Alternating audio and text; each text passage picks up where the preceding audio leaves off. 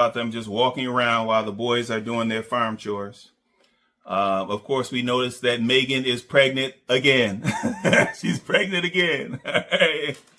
But she's not really pregnant. Okay, all that means is that she has not covered up her hernia as well as she normally does when she wears the big baggy clothing.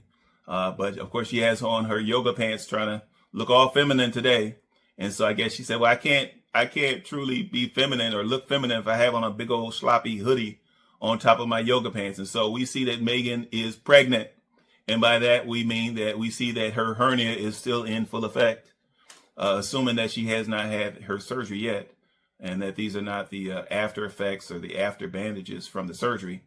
Meagan is pregnant. All right. But anyway, so Coach, he talks about them drinking their tea, and he talks about him riding around on his zero turn, like a little baby, like a big old baby. Okay.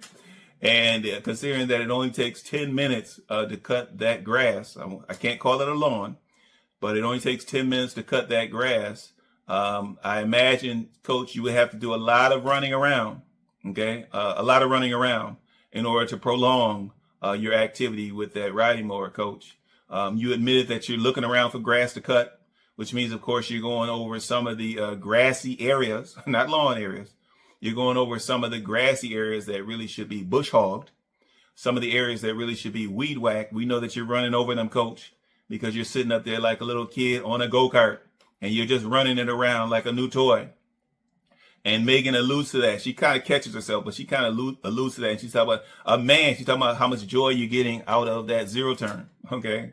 More joy than you're getting out of your family, your boys, and Meagan. Okay. But you're getting all that obvious joy out of that zero turn. She talks about a man and his mower, when we really know that she meant to say a man and his toys. Okay. But I'm sure at some point behind the scenes, you corrected her on that. And you're like, Meagan, don't call it a toy. Meagan, don't.